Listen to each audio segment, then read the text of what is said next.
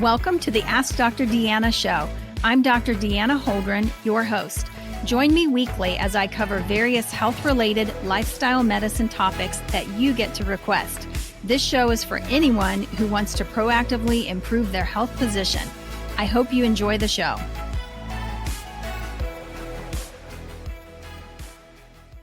Hey, everybody. Welcome to the Ask Dr. Deanna show. I'm excited that you're with me today. And today, as promised last week, we are going to cover hair loss. So many people have had issues with hair loss. And I think that this last little segment of time, this last couple of years, we have seen this issue more and more because one of the side effects of having COVID is actually hair loss. Doesn't happen to everybody.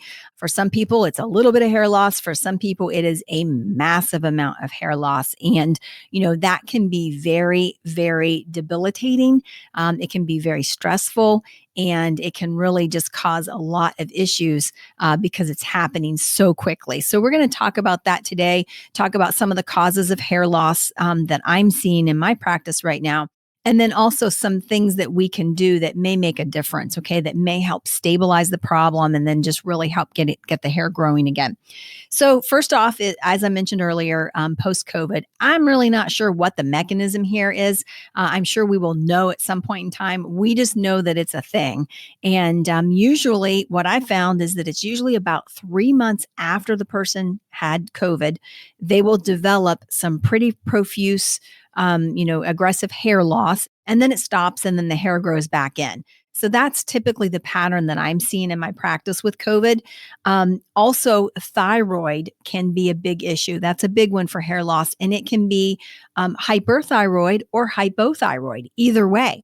So that's why it's important if you have a thyroid disorder to make sure that you are balanced and that your levels are where they should be and that you're not too far on one side or the other because you may still be experiencing some hair loss that is actually linked to the thyroid disorder. Sometimes it's just heredity. There's a gene that runs in families, and sometimes it's considered like a male pattern baldness, and women can have that as well. They can usually tell that by looking at other women in their family, and they will know that that's the case. And there are certain treatments that we use for that as well. Sometimes it's hormones. It's a hormonal problem. Commonly, a woman, delivers a baby. It's not uncommon. Hormones are kind of crazy at that time for her to see some hair loss at that point in time. And also, as women are many times going through menopause, they might notice an increase in hair loss at that point in time as well. Stress is huge for hair loss. Stress absolutely contributes. And look at how stressed our world has been. Just tremendous amounts of stress and anxiety. I know I treat so much more anxiety in my practice. And again, people are very, very stressed out. This contributes to that hair loss. Childbirth, as I mentioned earlier, very stressful event, physically stressful on the body, and will end up causing some issues there. Illnesses as well. So even if somebody has an autoimmune disorder and, they've got a lot of inflammation in their body, so forth, that could actually cause them to lose some hair as well. So sometimes when you can't figure out what is it, maybe think autoimmune. We actually did a podcast a while back on autoimmune issues. And maybe just think about autoimmune. Is there something else going on that maybe isn't being picked up that could be contributing? Sometimes it's an age thing. A lot of women and men for that matter, as they age, they do tend to have their hair thin and will lose more from that standpoint. Sometimes it's fungal. Okay. I've had patients come in, maybe, they have animals, whatever. Sometimes you'll see just a spot, a patch here and there. But also you can have kind of a diffuse hair loss all over the scalp that is also fungal in origin. So that can be an issue. Low protein. Oftentimes, for that person who's had a lot of stress, maybe they've been through surgery, their protein level is low. Not only are they losing hair, but you'll notice that their hair is more brittle and it's breaking off. So when they pick up their hair that they're, lost on the floor or whatever, if you look at it closely, it's not coming out, from the follicle with the follicle attached. It's actually breakage. Okay. Over excessive, use of, curling irons and blow dryers and all those things can contribute to breakage as well, excessive heat and that sort of thing. Psoriasis is another one. So, psoriasis is an autoimmune condition that is a skin condition, also an inflammatory condition, can cause arthritis as well. And sometimes people will have plaque psoriasis on the scalp. They may not even have it anywhere else on their body. They'll have it on the scalp, and it's not uncommon where those plaques are that they would lose the hair in that area. When you treat the psoriasis, typically you're going to see some regrowth of hair in that area. Smoking is linked to hair loss. So if you're a smoker, chances are you are more likely to have thinning hair and some breakage of the hair as well. So this is not an exhaustive list. These are just some of the things that I see in my practice that can contribute to the hair loss. Vitamin and malnutrition, that's another big one. Oftentimes people are low in B vitamins. We do some micronutrient testing in our practice to see how people are doing with their nutrition. And if I see across the board that their B vitamins are low, that usually tells me that they are not absorbing their B vitamins in the gut. They could have a great diet, but for whatever reason, they're not absorbing the B nutrients. And so if that's the case, I see that pattern. Yeah, they could be having some fatigue. They could be having hair loss. But typically that means there's something going on in the gut that's interfering with their absorption. So then I have to do my job and go to work figuring out what's wrong with this person's gut. Do they have dysbiosis? Their microbiome is a mess. Do they have some kind of, parasite infection? Is there a bacterial infection? Are they allergic to gluten?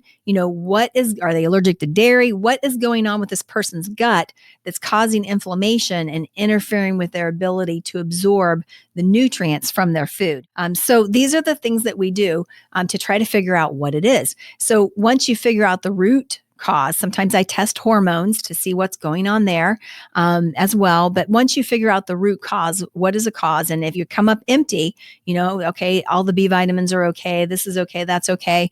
Again, always look at stress, look at COVID. I had one person who, did not think that she had COVID, but the timing was such that it was a little suspicious. Went ahead and tested her for antibodies. And sure enough, she had in fact had COVID. And so that was the cause of the hair loss. But some of the things that we can do, biotin is a big one. Biotin is a B vitamin, and it is the hair, skin, and nails vitamin, and will help with hair regrowth and help to stabilize. There are certain topicals that people can use. So, for example, if it's a hereditary type of hair loss, then somebody might start using something like over-the-counter minoxidil to try to stabilize the hair and prevent further hair loss. Some people will use an oral pill called finasteride, which basically is a hormone blocker that will, again, try to stop that hair from falling out. Okay, so if you've got some male hormones going on. Some people have used laser treatment. There are a lot of centers that will use a laser treatment to stimulate the follicle and get the hair to get regrowth from that standpoint. And then something really easy that I love, you guys, it's collagen. Collagen works great for the hair, for the nails, and for your skin. Hyaluronic acid is a natural form. I like a vegan collagen myself, but hyaluronic acid does a great job of helping to boost the collagen and really, really support, hair loss. Now, I will tell you that after the first time I had COVID, I did have some pretty excessive hair loss. And I had been using a collagen builder that has hyaluronic acid and biotin in it. And what I found was that I was still losing hair. I wasn't sure what was going on, did some other blood work. Everything was good. And so what I did was I increased it.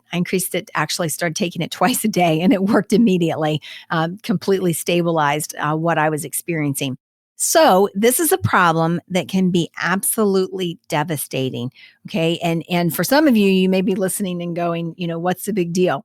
But I'm telling you, I have so many patients come in, men and women, and they are absolutely concerned about the hair loss. So if there's anything we can do to stop it, to get the hair to grow, more quickly, anything like that at all that we can do to support that, then I want to do it. Okay. And a lot of times it's an easy fix. So that's basically what I have for you guys on hair loss. I hope this has been helpful. If it's not for you, maybe it's for somebody that you know who's struggling with this issue right now. And thank you so much for plugging in today. I hope you'll join us next week for our next episode. And just excited to be bringing great information to you guys. So thanks so much for joining me. I hope you enjoyed that episode. For more information, visit me at deannaholdren.com. Find me on Facebook, Instagram, and Twitter at Dr. Deanna Holdren. I really want to hear from you, so message me. I love taking your messages and creating topics from them. Please rate, review, subscribe, and share my show with those who have an interest in health and wellness. Thank you for tuning in, and see you next week.